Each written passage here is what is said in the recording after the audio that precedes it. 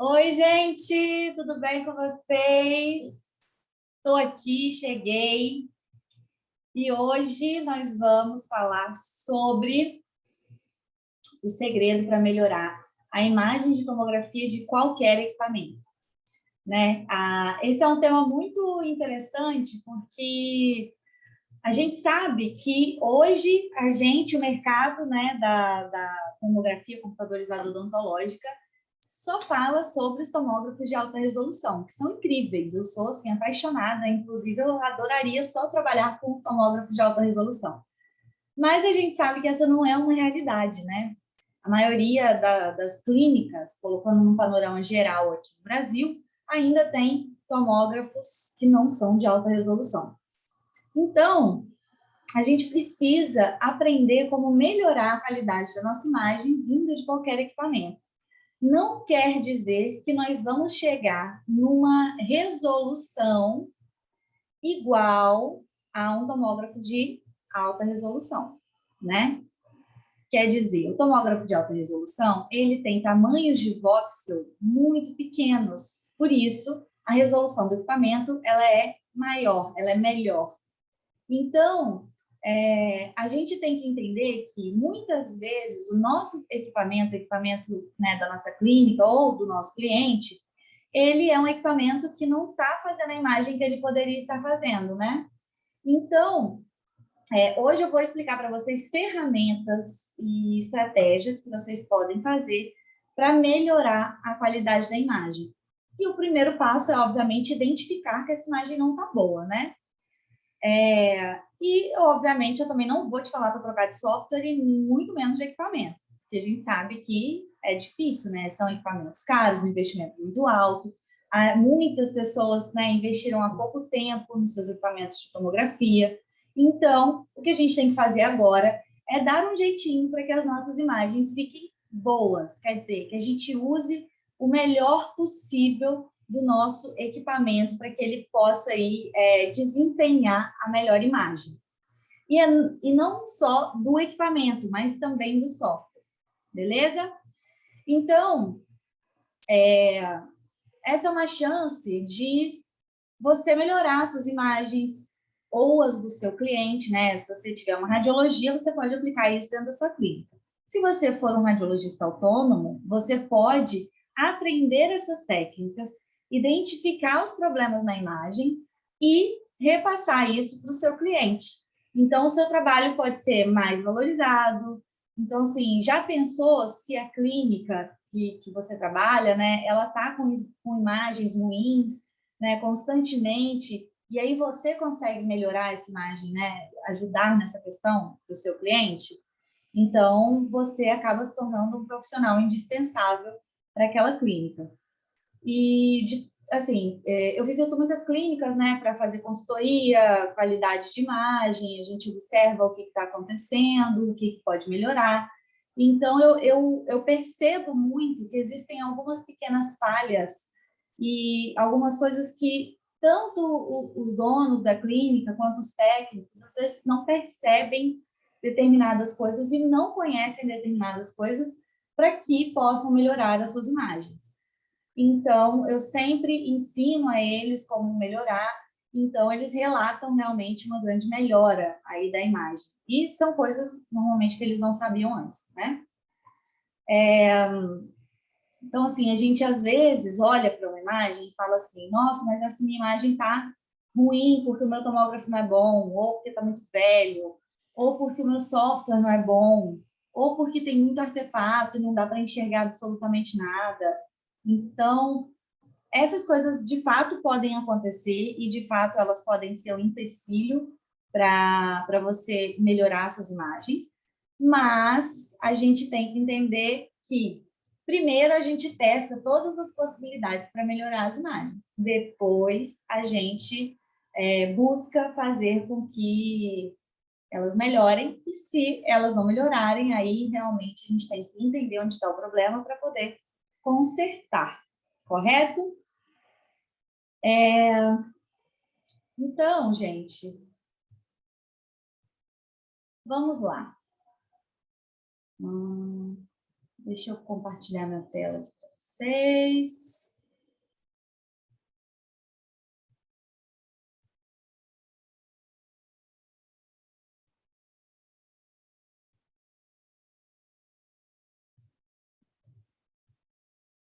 Todos estão vendo aqui minha tela?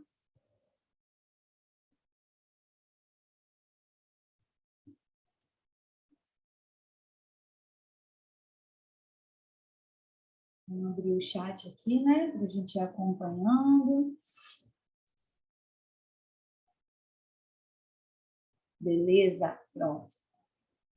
Então, hoje a gente vai falar sobre o segredo para melhorar a imagem de tomografia de qualquer equipamento. Então, a primeira coisa que a gente tem que pensar quando a gente fala nesse assunto é a aquisição, né? A aquisição é o primeiro passo aí para a gente identificar o problema. Então, se o problema for da aquisição, a gente já resolve neste momento. Então, a primeira coisa que a gente vai observar é o KV e o MA. Então, vamos voltar um pouquinho às nossas aulas, né, de radiologia aí, e vamos lembrar que o MA é o quê? Ele é a corrente elétrica da ampola. Então, ele vai corresponder à quantidade de fótons que esse aparelho vai emitir durante a exposição. Então, quanto mais MA, mais escura vai ser a imagem. Quanto menos MA, mais clara vai ser a nossa imagem.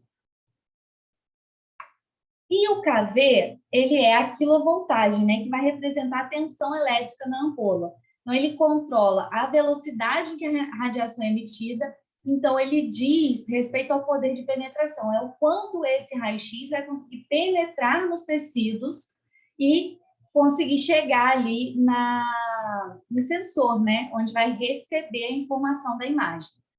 Então, a dica é mais ou menos assim. Se a gente tiver um KV muito baixo, a gente vai ter raios-x que são pouco penetrantes, logo, esses raios-x vão ser mais absorvidos pelo tecido, né? E a imagem vai ficar muito clara, né? Sem muitos tons de cinza. Por quê? Porque não chegou muita radiação lá no sensor. Se eu tiver um KV moderado, um KV médio, eu vou ter um maior volume eu vou ter um raio-x de diferentes energias, eu vou ter um grau maior de penetração do que quando a gente tem um KV baixo, né? Então, eu vou ter uma boa penetração em algumas regiões e uma baixa penetração em outras, né? Eu vou conseguir atravessar melhor. Então, isso quer dizer, no final das contas, que eu vou ter mais tons de cinza. E é exatamente isso que a gente busca em qualquer imagem radiográfica e tomográfica também. Então, essa regrinha serve para os dois. E quando a gente tem um KV mais alto, ele tem uma penetração maior do raio-x e ele tem uma imagem mais escura, tá? Então, primeira coisa que a gente tem que observar é essa questão do KV e do MA. Alguns equipamentos do mercado de trabalho, eles têm a possibilidade de você aumentar o KV e o MA separados, e outros você só consegue aumentar se for junto. Então, quando você aumenta o KV, o MA aumenta automaticamente. O importante da gente entender isso é que quando a imagem está clara, quando ela tem pouca definição, quando ela está muito contrastada, quando ela tem muito ruído, a gente precisa aumentar o KV e o MA. Então, essa é uma dica certeira. A imagem não está legal, não ficou boa, está cheia de ruído, está uma imagem estranha, com muito contraste, preto está muito preto, branco está muito branco, né? Aquela questão, a gente aumenta o KV e o MA. A segunda é a questão do artefato. Então, o artefato, a gente não tem só um tipo de artefato, né? A gente tem alguns tipos de artefato. E o artefato, o primeiro que a gente vai falar aqui é o artefato em anel. O artefato em anel, se vocês puderem observar aqui, olha, ele fica no centro da imagem, né, em torno do eixo de rotação. Então, quer dizer, o centro da imagem, o eixo de rotação, ele era aqui. Então, ele vai formar um anel em volta dessa imagem desse paciente. E aí, a gente pode, normalmente, vai visualizar o artefato pelo corte axial, tá bem? Esse artefato é importante da gente observar ele bem, porque ele pode causar alguns problemas de reconstrução. E aí, como a gente vai resolver ele? A gente vai fazer a calibração do aparelho com a assistência técnica. Então, se começou a aparecer no seu equipamento uma imagem em forma de anel ou no equipamento do seu cliente, o que você vai fazer é o seguinte: entrar em contato com o cliente e falar, olha, o seu equipamento está com artefato em anel. E para você resolver isso, você precisa entrar em contato com a assistência técnica para que eles calibrem o seu equipamento. Teoricamente, a calibração ela deve ser feita Aí vai variar. Tem gente que fala que é de 6 em 6 meses, e tem gente que fala que é de 1 em 1 ano. Mas é importante que seja feita essa calibração pelo menos de 1 em 1 ano, para que, né, a imagem nossa não reduza a qualidade. Então, além do artefato em anel, a calibração vai ajudar a imagem, no geral, a melhorar. A gente tem também aqui, olha só, o artefato de movimento. Então, o artefato de movimento, o que acontece? Eles são imagens fantasmas que dão, né, no contorno do tecido ósseo do paciente, do que tem mais densidade. Então, ele pode duplicar imagens, duplicar corticais, e ela vai ser causada pela movimentação do paciente durante o exame. Então, tem uma coisa que é o seguinte: quanto maior é o tempo de exposição, maior vai ser a chance do paciente mexer e logo de acontecer um artefato. Existe um equipamento que ele chegou aqui no Brasil, até vendeu poucos dele, que era o Prexion. O Prexion ele tinha um tempo de exposição de 40 segundos. Se a gente for parar para pensar, alguns equipamentos do mercado têm 15 segundos, tem um da Vatec até que são 7 segundos, se não me engano. É um equipamento que ele é mais rápido. Então, assim, o bom não é nem ser muito e nem ser tão pouco. Essa possibilidade que tem no equipamento da Vatec é uma possibilidade para pacientes com dificuldade, né? Então, pacientes mais idosos, pacientes com algum tipo de problema, né? Com algum tipo de limitação. Então, quando a gente tem um tempo de exposição muito grande, quer dizer, imagina, um paciente lá 40 segundos fazendo uma tomografia, né? Fazendo uma aquisição, naquela posição que ele não pode se mexer, não pode nem respirar, não pode nem pensar, porque qualquer coisa que ele fizer, qualquer mínimo movimento que ele fizer, a imagem vai acabar ficando com um artefato de movimento. Então, isso era um problema muito grande, porque muitas imagens tinham que ser repetidas. E aí acabou que ele até saiu do mercado aí, e hoje nós temos outros equipamentos. O Prexion foi o primeiro equipamento nosso aí de alta resolução, né? Mas o que eu quero mostrar para vocês é que esse exame que eu vou mostrar agora, ele tem artefato de movimento.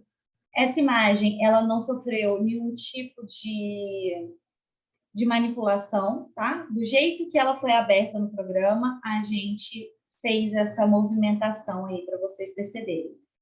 Então, uma outra coisa que é muito importante a gente saber é que nem sempre o artefato de movimento vai ser óbvio, tá? Vamos ver essa imagem aqui primeiro. Olha só o que acontece. Tá vendo que saem algumas imagens, tá vendo? Estranhas. Quando a gente chega mais para cá, olha aqui. Olha essa imagem que está saindo daqui, ó. Olha essa imagem aqui. Olha essa imagem aqui, ó. Eu até parei e voltei. Olha essa daqui, ó. Muito característica ó. Essa imagem aqui, ó. Muito característica de cortical duplicada.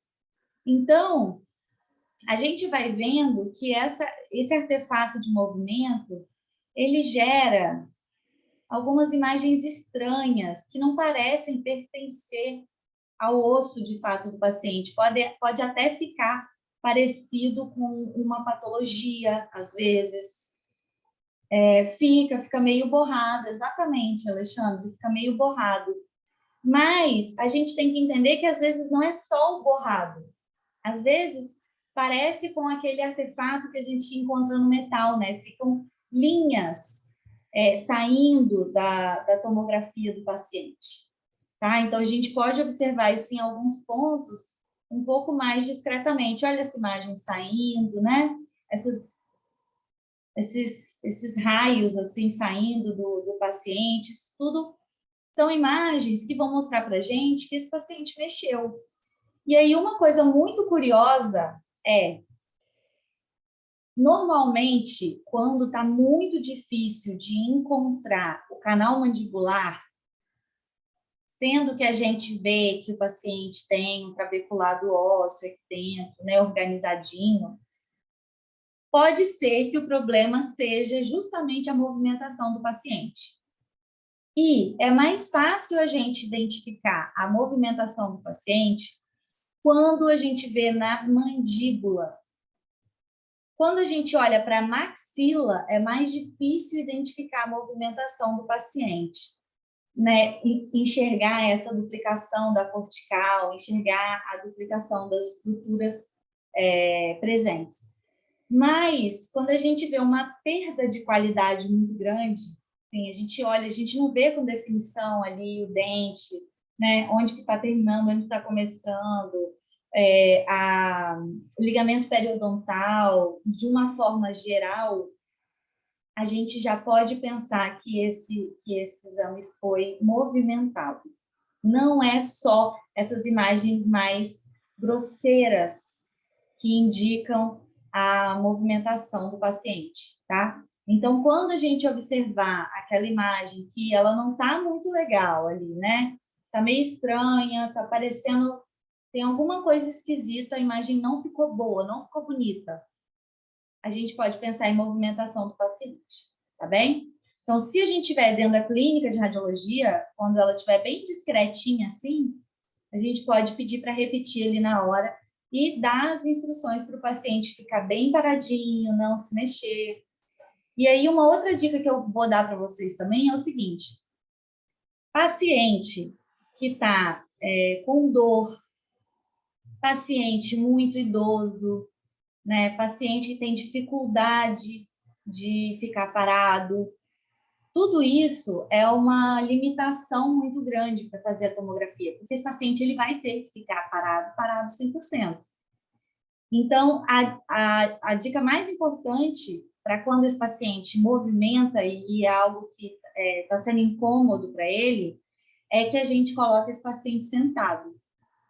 E para fazer a tomografia do paciente sentado, o ideal é que a gente tenha ou um banco sem encosto, ou uma cadeira com encosto bem baixinho, que aí o paciente consegue sentar e consegue realizar o exame direitinho.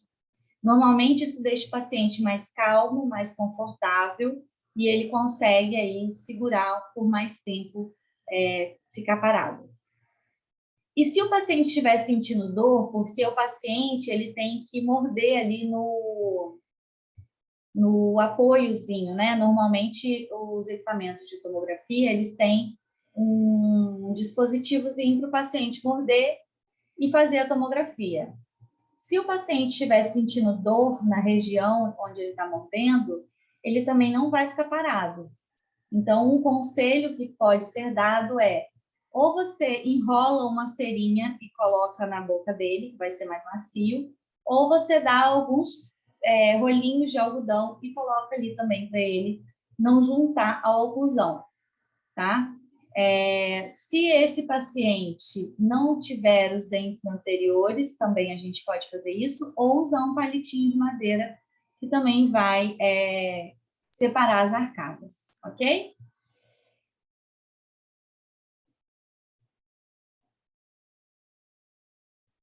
E aí, para a gente resolver o artefato de movimento, é refazer a aquisição dessa forma que eu falei com vocês aqui agora, né? Usar esses artifícios aí para a gente poder fazer uma aquisição melhor e que o paciente não mexa. E aí, depois a gente tem o beam hardening, ou o endurecimento de feixe. E aí ele pode gerar dois tipos de imagem, que é a distorção das estruturas metálicas e a formação de faixas hiperdensas e hipodensas. Então, aqui, olha, a gente vê como se fosse, olha, um borrão, uma mancha, né? Que sai da estrutura do paciente. Quer dizer, isso aqui não pertence ao paciente, né? Isso é um artefato. Então, isso daqui é compatível, né, com o endurecimento de feixe, e ele também pode dar essas faixas hiperdensas, olha só, hiperdensas e hipodensas, e muito cuidado que a gente tem que ter é para não confundir as faixas hipodensas com algum tipo de fratura, né? E para a gente resolver, o ideal é repetir o exame, aumentando um pouquinho o KV. Então, normalmente, aumentar um pouco o KV, quando ele está com muito artefato por endurecimento de peixe, vai ajudar essa imagem a melhorar um pouquinho. E aí, se chega um paciente para fazer o exame, você sabe que ele está cheio de metal na boca, que ele está com implante, que ele, sabe, aquele paciente que veio cheio de coisa, você já pode aumentar um pouquinho mais o KV do que você faz para outros pacientes normais. Quando o equipamento tem KV fixo, como eu trabalho com MA para melhorar o beam hardening? Hoje, ele tem KV fixo, o seu equipamento? Ele não aumenta o KV?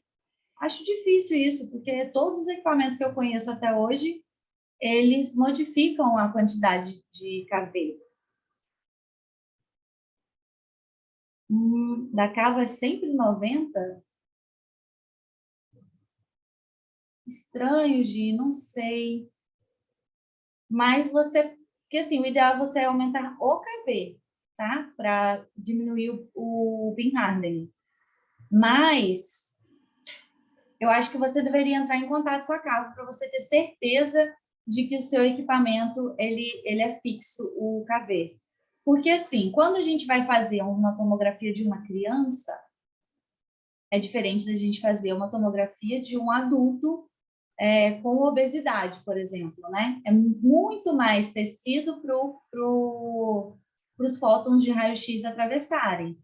Então, o ideal é que o equipamento sempre tenha a possibilidade de você modificar o KV. E aí é o que eu falei, alguns modificam KV e MA junto. Mas acho que, assim, o ideal é que você entre em contato com a empresa, né, com a Cavo, para ter certeza de que o seu equipamento ele não modifica, né? Ter certeza de que o KV é fixo. Mas eu acho que talvez tenha como modificar sim, tá? O ideal é você entrar aí em contato com assistência técnica. Bom, então, essas são as coisas que são relacionadas à aquisição e é também muito importante que a gente ensine os nossos colaboradores dentro da clínica a resolverem esse problema, porque nem sempre a gente está dentro da clínica, né? Então, é realmente tipo assim, hoje eu aprendi que dá para fazer tudo isso e eu estou sentindo que minhas imagens estão ruins. Então, uma estratégia para você fazer é você pegar na semana que vem, você fala com sua técnica assim, toda tomografia que você fizer, me avisa que eu quero ver. Aí toda tomografia você vai lá e vai abrir. Pede para ela não liberar o paciente antes de você observar a tomografia.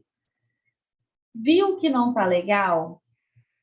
Repete a tomada, fazendo, né, o que der para fazer ali.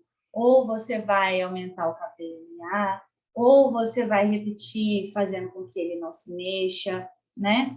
Então, essas são as possibilidades de melhorar a sua tomografia na hora da aquisição. Beleza? Eu tenho 9.000 3D daquela espinha há 10 anos e nunca me ensinaram isso.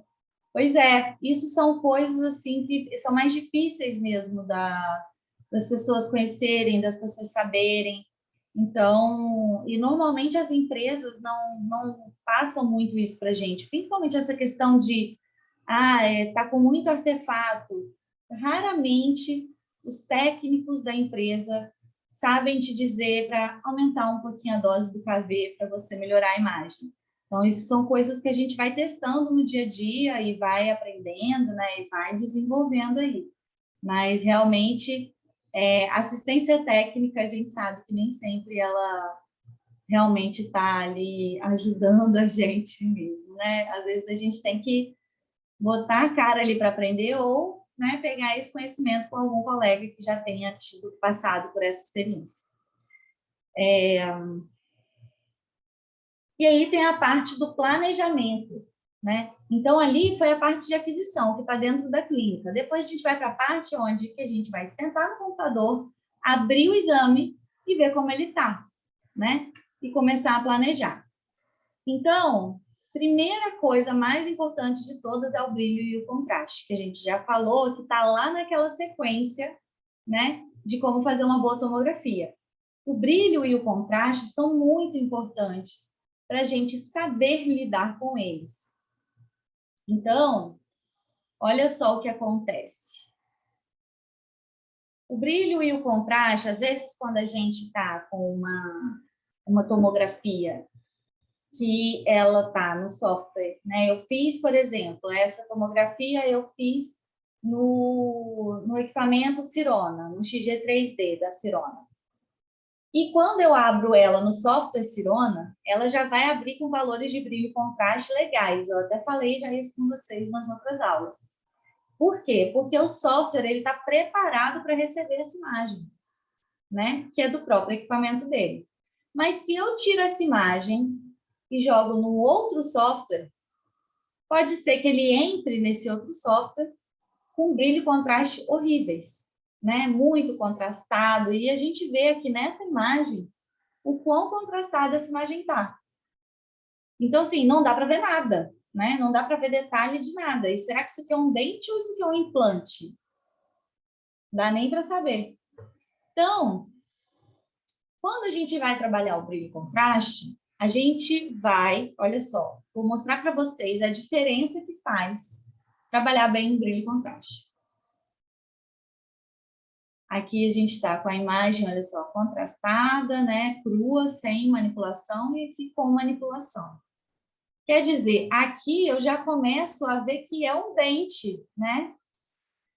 Aqui eu vejo, olha, o dente, o canalzinho, as paredes, embora o pino esteja muito largo e esteja realmente atrapalhando a visualização. Só que aí existe a questão do artefato do beam hardening, né? Por quê? Porque é o metal e o metal gera um artefato muito grande, né? Então, olha só a diferença entre as duas imagens. Olha só a diferença aqui, ó. Aqui a gente vê, é exatamente, né, o mesmo paciente. Aqui a gente vê os mais tons de cinza. Aqui a gente vê o preto muito preto, o branco muito branco. E aqui já a gente consegue diferenciar as estruturas. Então, quando a gente manipula bem o brilho e o contraste, a gente tem a oportunidade de enxergar mais nesse exame. E observem que eu só estou trazendo exame ruim para vocês. Eu não vou trazer exame bom para dizer que, ah, meu Deus, é só fazer isso que melhora para caramba e vai ficar perfeito. Não vai ficar perfeito. Um paciente com tanto metal igual a esse, perfeito é a única coisa que não vai ficar, né?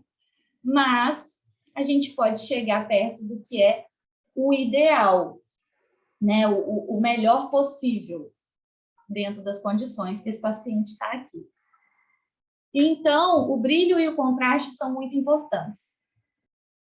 E muito importante é a gente ter a consciência de que a gente precisa construir pré-definições de brilho e contraste, né? Então, por exemplo, eu já falei com vocês que cada equipamento vai ter um brilho e contraste diferente, cada tamanho de FOV pode ter um brilho e contraste diferente. Não só a marca, mas também o equipamento entre pessoas pode mudar, porque um pode ser mais antigo, outro pode ser mais novo. Então, tudo isso vai interferir na nossa imagem. E aí, o ideal é que a gente sempre use nas imagens ali o mesmo brilho e contraste. E se não ficar bom mesmo assim, a gente vai no ajuste fino manualmente, tentando melhorar. Mas o ideal é que a gente parta sempre do mesmo lugar. Por quê? Porque imagina seu cliente, cada dia ele recebe uma tomografia com valor de brilho e contraste diferente. Aí ele vai pegar uma imagem e falar, nossa, que imagem clara. Depois vai pegar outra, nossa, que imagem escura. Ele não vai se acostumar com a imagem que você está enviando para ele. Então, o ideal é que você crie esse preset, para que esse preset você utilize ele sempre nos seus pacientes. E caso não fique bom o preset, né, ou a pré-definição, você vai ali no ajuste fino e vai ajustando os valores de brilho e contraste, tá? Então, aqui, ó, por exemplo, isso daqui é um modelo, são modelos de presets que eu tenho. Então, ó, atual é uma clínica de uma cliente minha. Aqui o CS 8100. Aí, o Alexandre, você que tem aí um CS, só que o 8100 é bem diferente do 9000, tá? As imagens do 9000 são bem melhores do que as do 8100. Aqui, instrumentário, cavo, cirona, tarará. Então, assim, isso daqui, gente, não adianta, porque isso só serve para mim. Não vai servir para você, para o seu equipamento, para o seu, né? Isso daqui só vai servir para mim. Por quê? Porque é nesse software que eu estou trabalhando, com essa marca desse cliente. Entendeu? Então, o ideal é que vocês busquem a melhor imagem possível. A outra coisa é cuidado com os filtros. Mesmo sendo, Alexandre, mesmo sendo mais novo que o 9000, o 8100, o 8100 é antes do 9000 e as imagens do 9000 são melhores do que a do 8100. Eu falei ao contrário, será? Acho que não, né? Não sei. Mas as imagens do 9000 são bem melhores do que as do 8100, tá? É isso? Respondi sua pergunta? Massa, pronto, foi. Então, vamos seguir aqui. Cuidado com os filtros. Os filtros são sorrateiros, às vezes, tá, gente? Temos que tomar cuidado com eles. Então, olha só essa imagem aqui. Também uma imagem cheia de metal, né? E esse paciente, ele não tinha metal só nesse dente, ele tinha metal na arcada inteira, praticamente. E aí, eu peguei essa imagem aqui, olha. Essa imagem sem o filtro, essa imagem com um filtro, né? Nesse caso, esse software só tem 2 filtros, 1 e 2. Então, esse daqui tinha um filtro de 1 e esse aqui um filtro de 2. Embora a imagem fique mais definida no filtro de 2, ela fica com muito ruído. E na hora de imprimir, isso daqui pode ser um desastre, porque pode ficar muito feia a imagem. Eu não gosto de imagens com muito ruído e, obviamente, com muito filtro, tá? Mas, quando eu utilizo filtro, não nos transversais, isso aqui foi só para a gente mostrar, né? Só para mostrar para vocês. Mas, às vezes, eu utilizo ali um corte coronal ou um sagital, e aí eu boto o quê? Espessura com filtro. Aí ele vai ficar legal. Quando eu dou uma espessurazinha a mais, ele vai pegar um pouco mais de tecido, e aí eu dou o filtro, e aí ele vai ficar uma imagem bacana. Então, observa, dessa imagem aqui para essa imagem aqui, essa imagem está muito mais bonita, né? Mas também essa imagem com pouco filtro também está um pouco melhor. Então, a gente entende que, assim, olha, não tem como driblar alguns tipos de artefato nos equipamentos que a gente tem. Mas a gente tem como trabalhar essa imagem para que ela não fique tão feia, né? Às vezes ela tá feia mesmo, muito contrastada, muito cheia de ruído, muito estranha. Então, a gente pode lançar a mão de filtros na imagem e talvez também de espessura. Tá bem?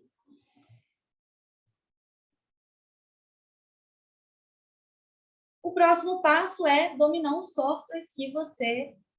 usar um software que você domina as ferramentas. Por quê? Porque se você não domina as ferramentas do software, você não consegue melhorar as imagens da sua tomografia também.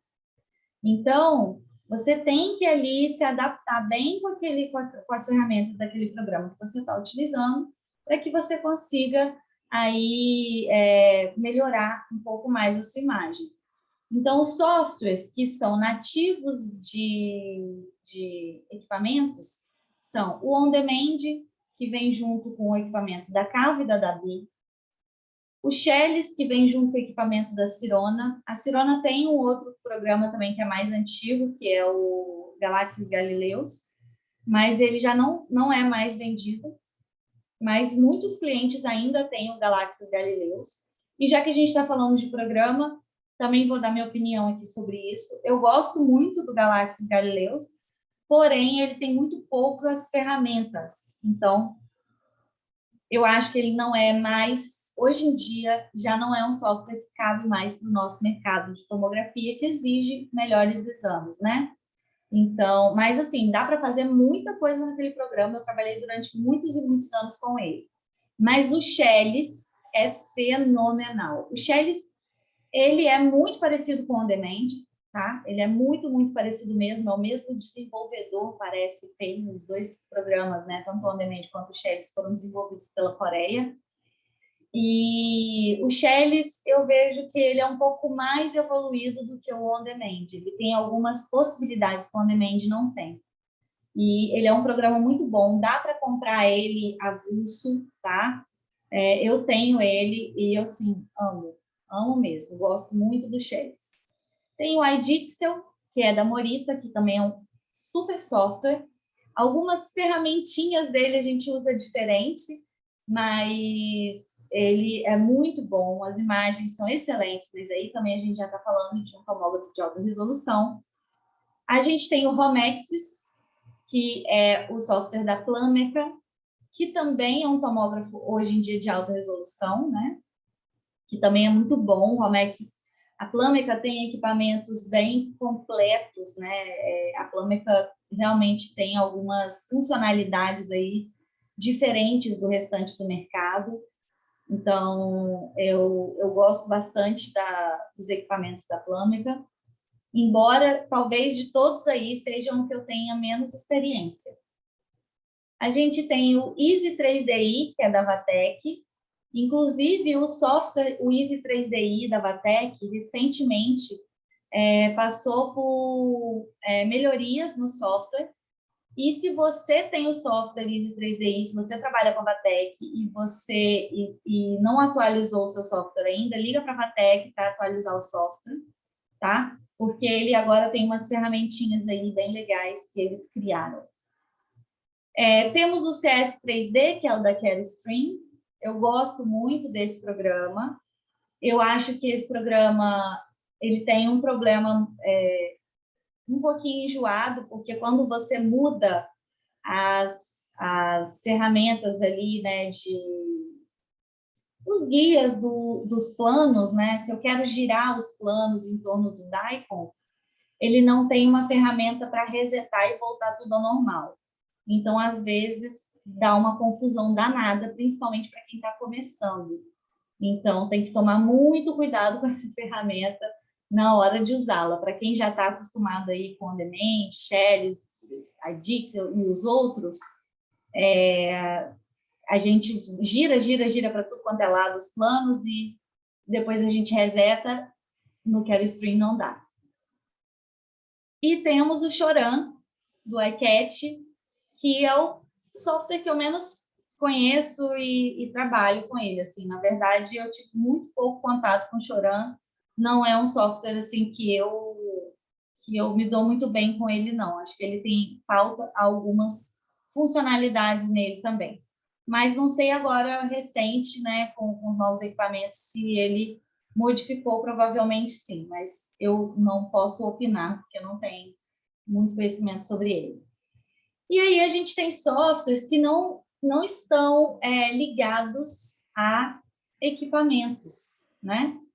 Que são o Evo e o Imaging Studio. O Evo e o Imaging Studio são softwares completamente opostos um do outro. O Evo, de um lado, tem milhões de ferramentas, tem milhões de possibilidades, é um software aí muito cotado pelos radiologistas, todo radiologista quer trabalhar com ele. Eu também não domino o Evo, né? Eu conheço pouco dele, mas é um software muito legal, tem filtros de 3D que só ele tem hoje no nosso mercado aqui, e realmente fica uma imagem do 3D muito bonita. E, do outro lado, a gente tem o Imaging Studio, que é um software bem mais simples. Eu costumo dizer assim que ele é um software de entrada, Ele é um software bastante utilizado por empresas de teleradiologia, né? Porque é um software mais simplificado, não tem, assim, tantas ferramentas. É um software que o fluxo de trabalho dele, às vezes, pode ser um pouco mais dificultado, porque ele demora, às vezes, para fazer algumas coisas, mas é um software que, assim, se você quer trabalhar com um equipamento e com um software e você não tem nenhum, ele é o mais em conta do mercado. E atende.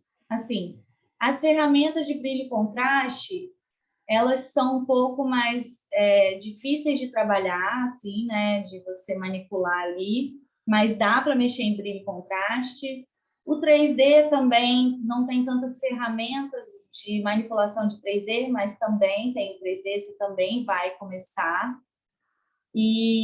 Mas assim, eu ainda acho que é um software de entrada. À medida que a gente vai trabalhando mais com tomografia, que a gente vai ganhando experiência, a gente acaba querendo evoluir para um outro software.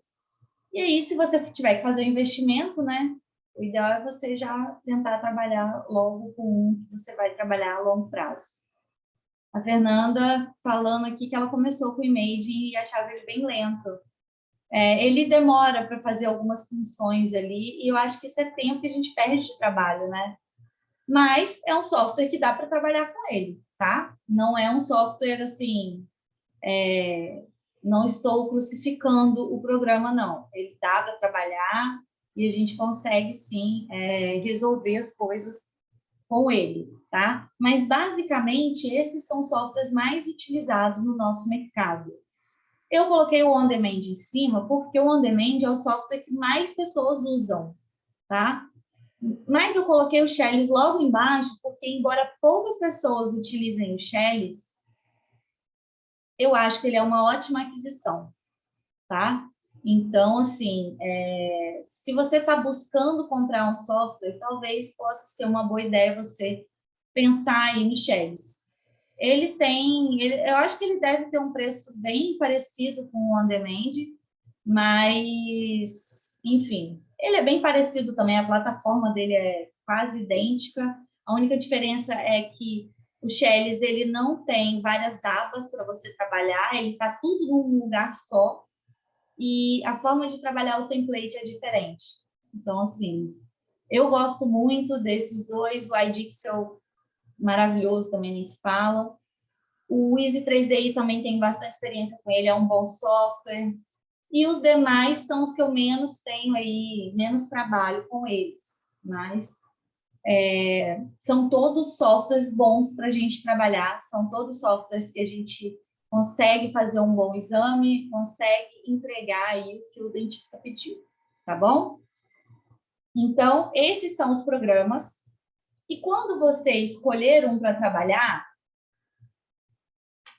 pega e aprende ele de cabo a rabo, tá? Aprende tudo que você puder dentro dele para você ver quais são as possibilidades que você tem, ok?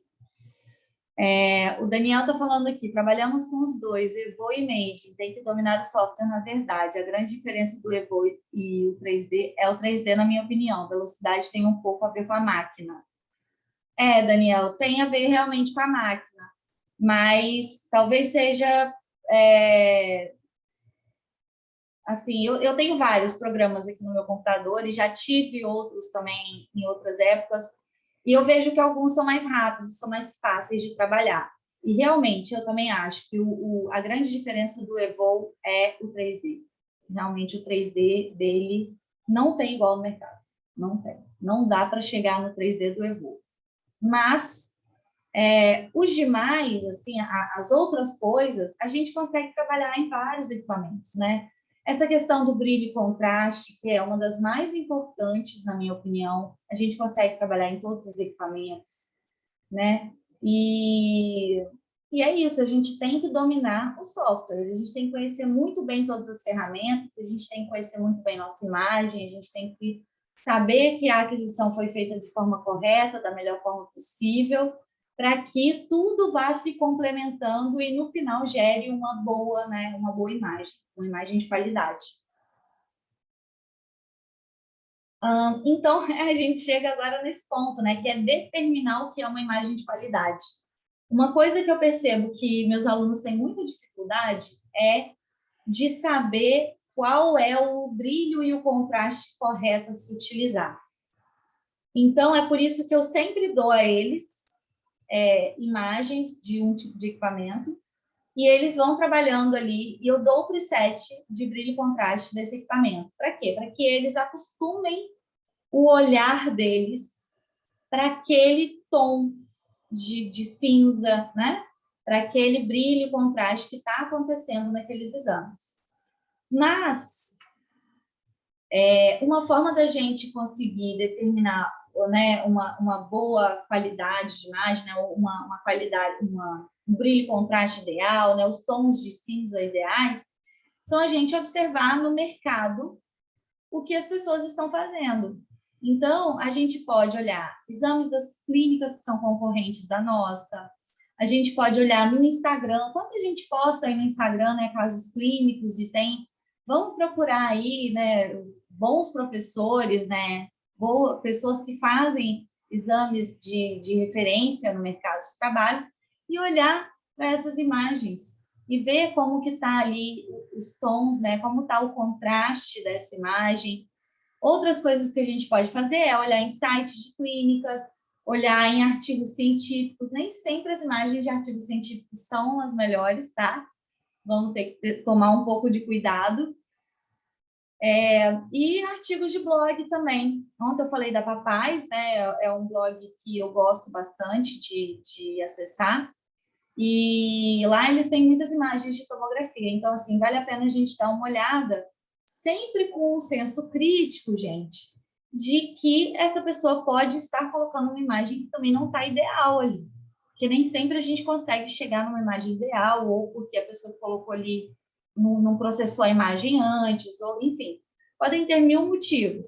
Mas prestar atenção de que essa imagem ela pode não estar ideal também, já que a gente está buscando de outra pessoa que a gente não sabe realmente como que foi feita essa imagem, tá bem? Então, é buscar referência mesmo. E, por último, configurar o monitor e a impressão. Por quê? Vamos supor que você me mande uma imagem que para você está muito boa. Quando eu abro aqui, para mim está péssima, está muito escuro, eu não estou conseguindo enxergar nada. Provavelmente, o problema é o seu monitor. Então, você vai ter que ir nas configurações do seu monitor e ajustar para que o seu monitor fique melhor.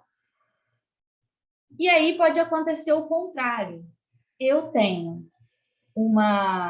peguei uma tomografia, ela ficou muito clara, aí eu fui lá e escureci o meu monitor, aí ajustei o brilho e contraste, aí no final das contas, o exame foi para a clínica, quando imprimiu estava horrível. Por quê? Porque estava muito escuro ou porque estava muito claro. Então, as configurações de imagem são um conjunto.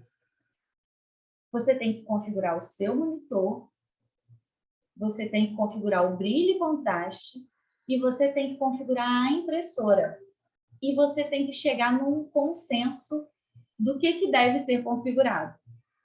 Então, o ideal é você ir com calma. Olhe a tomografia em vários monitores.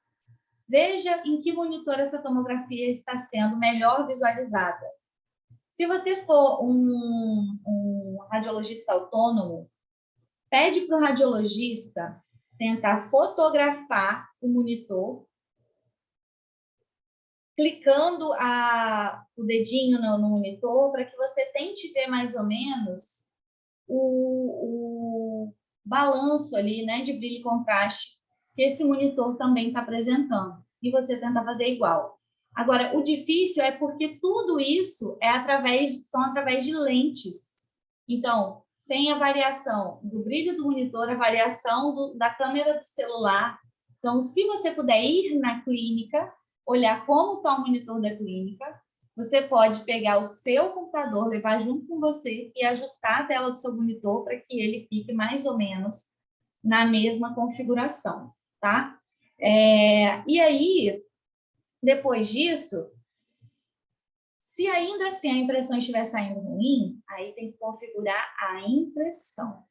A impressão precisa de um olhar muito minucioso para configurar a impressão. Por quê? Porque quando a gente vai configurar a impressão, a gente tem que mexer não só no brilho e no contraste da impressão, que na verdade o brilho e o contraste da impressão é o que a gente vai menos mexer, mas a gente tem que mexer nas cores da impressão.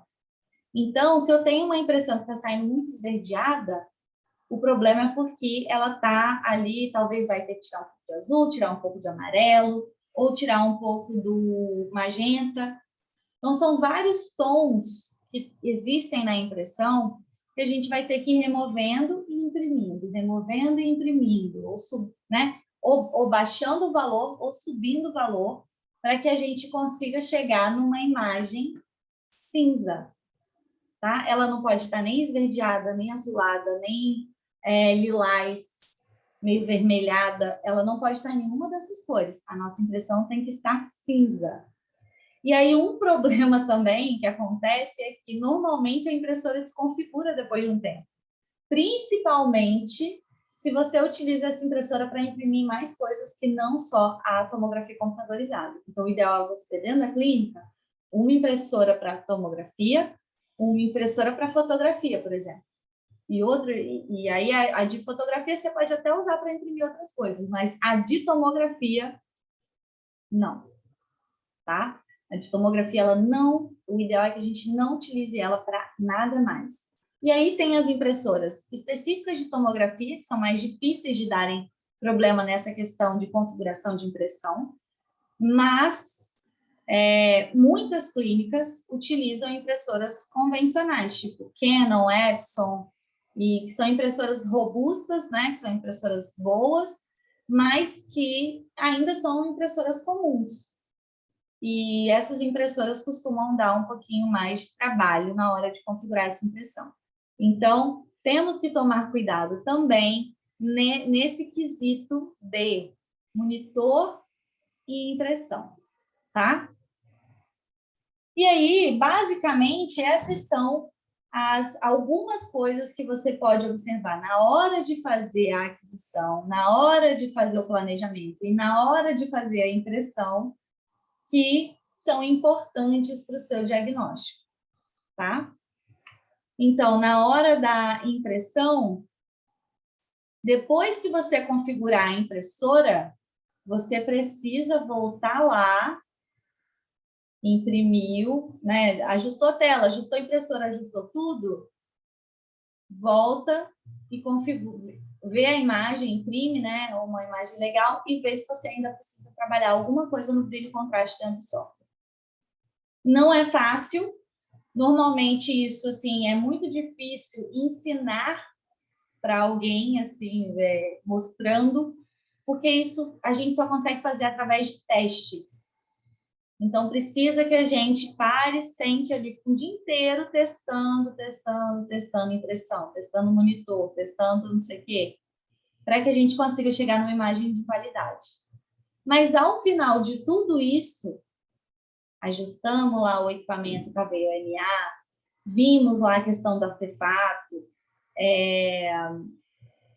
depois a gente ajustou o brilho e contraste.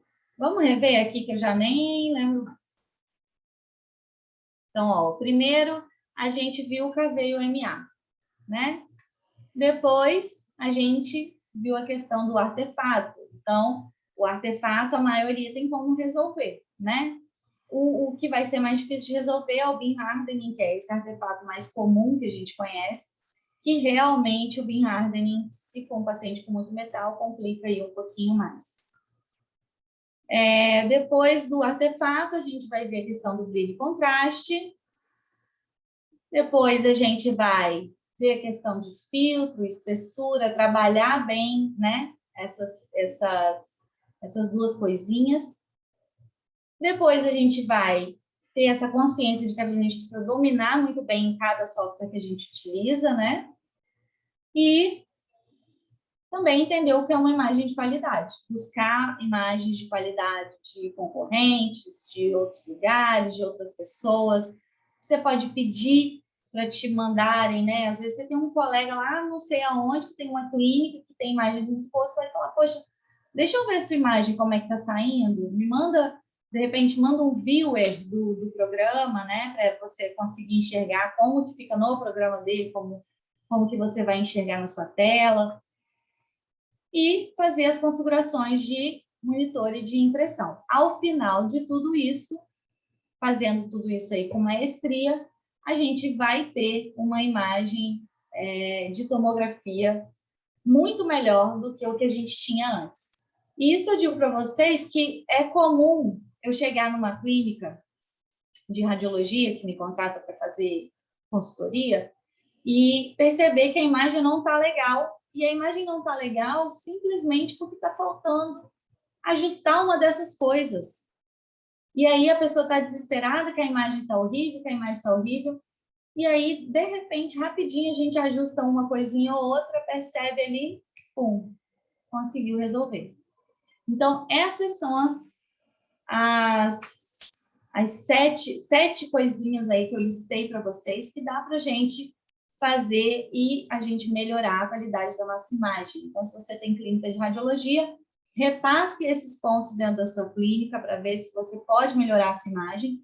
E se você é radiologista autônomo, também você pode aí ver o que está acontecendo com os exames do seu cliente e tentar ajudá-lo para que, né, seu cliente fique feliz, você também, e tudo dê certo. Ok? Alguém tem alguma pergunta, gente? Olha, achei que hoje nossa aula fosse ser rapidinho, já são 9 horas. Alguém tem perguntinhas? Se vocês tiverem, mandem logo. Já vamos encerrando aqui. Amanhã a gente tem uma aula super importante. Uma outra coisa que eu queria falar para vocês é que amanhã a nossa aula vai ser às 3 horas da tarde, porque 8 horas, sabadão, vai ser um pouco difícil, né? Eu imagino que para vocês vai ser complicado. Então, amanhã a gente vai fazer nossa aula às 3 horas da tarde, tá bom? E, bem, não percam amanhã está muito legal também, amanhã está muito importante. E fica aí o convite para vocês refletirem, né, sobre a tomografia computadorizada, né, sobre o que vocês pensam, né, para o futuro de vocês, né, como que você se imagina daqui a alguns anos na radiologia, se você não evoluir profissionalmente. A gente já falei com vocês a importância, né, que a tomografia computadorizada tem dentro do mercado de trabalho, principalmente daqui para frente, que é onde a gente vai ter um avanço maior de requisições de dentistas pedindo tomografia. A gente também vai ter a evolução da inteligência artificial chegando no 2D. Então, acho que agora é um momento importante da gente refletir como que vai estar a nossa vida daqui a pouco, se a gente ainda não aprender tomografia computadorizada, né? E amanhã, então, fica aí o nosso último encontro e nós iremos falar um pouquinho mais.